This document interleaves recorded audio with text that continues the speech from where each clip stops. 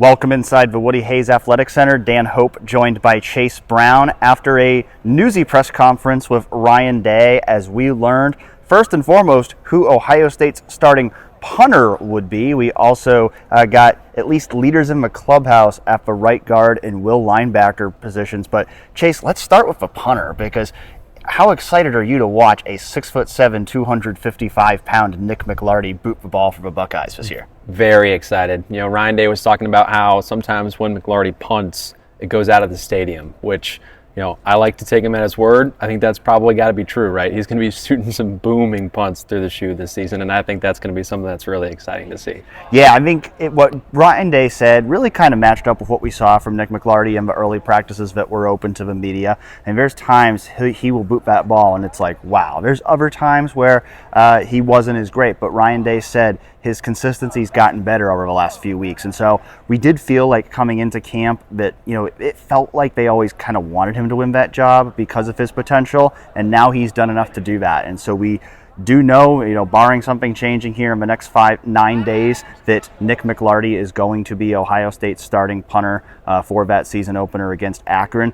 It sounds like Tegra Tshabola is probably going to be that starting right guard. It's felt like things have been trending in that direction for the last couple of weeks. Now, Ryan Day stopped short of naming Tegra Tshabola the starter on Thursday, but did say that he's, quote, definitely going to play at guard. So leaving the door open for a possibility where maybe we see Tegra Tshabola and Carson Hinsman split snaps at that spot, but it does feel like things are moving in that direction toward Tegra Tshabola being that right guard this year.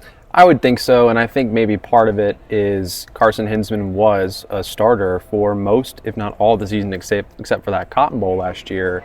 And you kind of have to give him his due, right? As someone who has that experience, as someone who knows what the offensive line looks like from an in-game experience standpoint, you probably just have to give him a couple of looks. But it seems like, by the way that Chip Kelly and Ryan Day have talked about him, even Justin Frye today during his press conference, that Tegra's really taken hold of that competition, and that it seems in the long term that we should have Tegra as the offensive lineman on that right side. And Carson Hinsman was an Iron Buckeye this offseason too, so they really like the growth that they've seen from Carson Hinsman from, you know, the end of last season where he got benched for the Cotton Bowl to where he is now. So I think the fact that Tegra seems to have emerged as that starting right guard, I think that has more to do with Tegra and what they're seeing out of him than it does with Carson. I think they still feel very high on what Carson can be for the Buckeyes, and I think it's likely that a year from now he's going to be Ohio State starting center again, because Seth McLaughlin is only going to be here for 1 year. And so I think Carson Hinsman still in that position to maybe kind of be that sixth man on the offensive line, the top backup on the interior offensive line,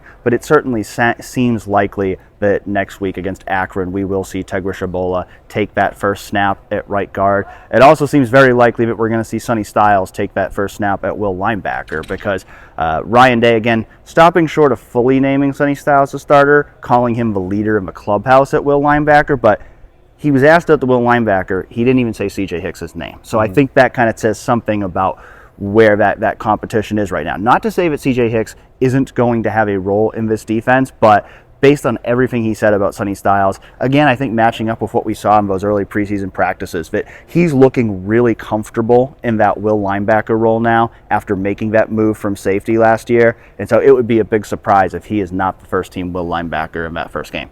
Right. Noel said in a couple of press conferences ago that he's had lots of success with safeties coming down closer to the line of scrimmage, and I think that may have been a little bit of a tip about how he felt about that competition.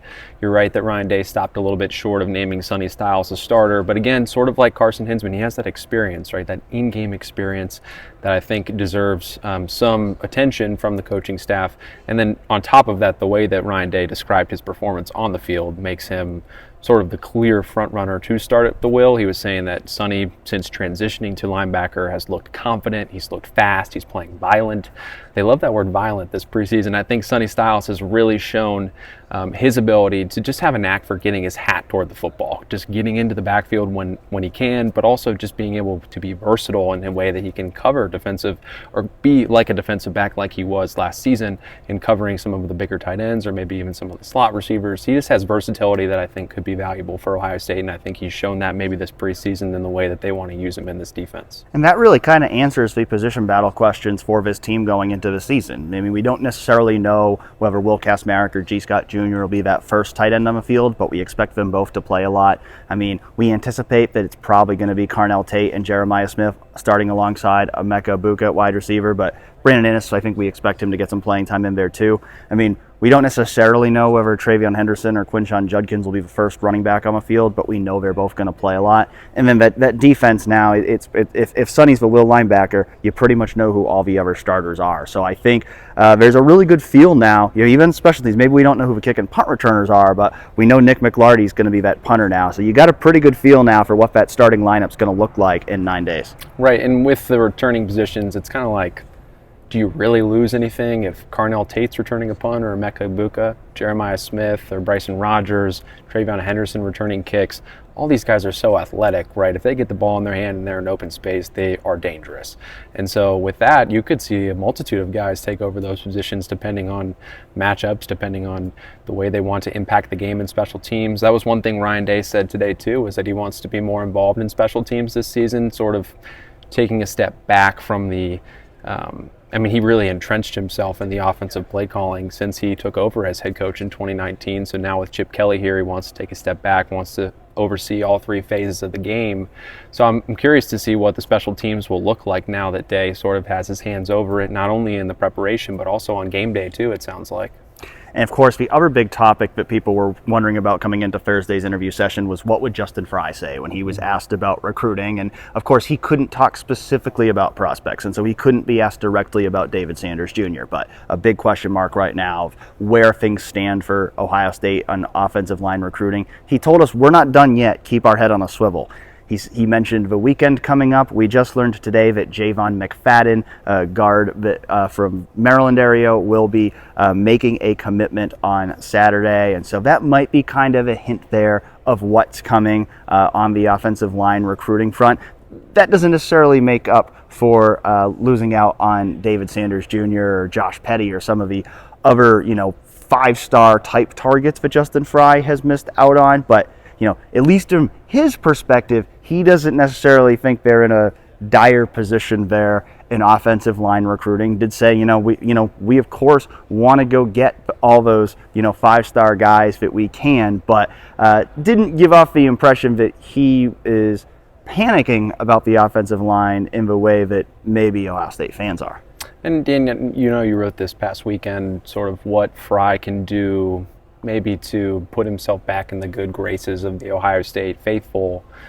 It is with the performance really of Ohio State's offensive line on the field this year. And it seems like Day and Frye are confident that this unit can get the job done. So I think that's probably where his confidence comes from, is knowing that this unit has the potential to succeed this season. The way that they're talking about the group meshing together, whether it's Josh Simmons' improvement, whether it's Donovan Jackson, they've really talked up Seth McLaughlin this preseason camp as someone who's come in, has shown that he can be a leader, has maybe taken some of the stuff he learned as an offensive lineman at Alabama and helped bring it over here, change some of the ways maybe they do things. And then with that competition at right guard with Tegra, and then you have Josh Fryer coming back as a returning starter, this unit does have the makings of being a championship caliber offensive line. It's a matter of whether Justin Frye can unlock it. And it seems like right now he is confident that this group can work together to be at that level of performance throughout the duration of the season.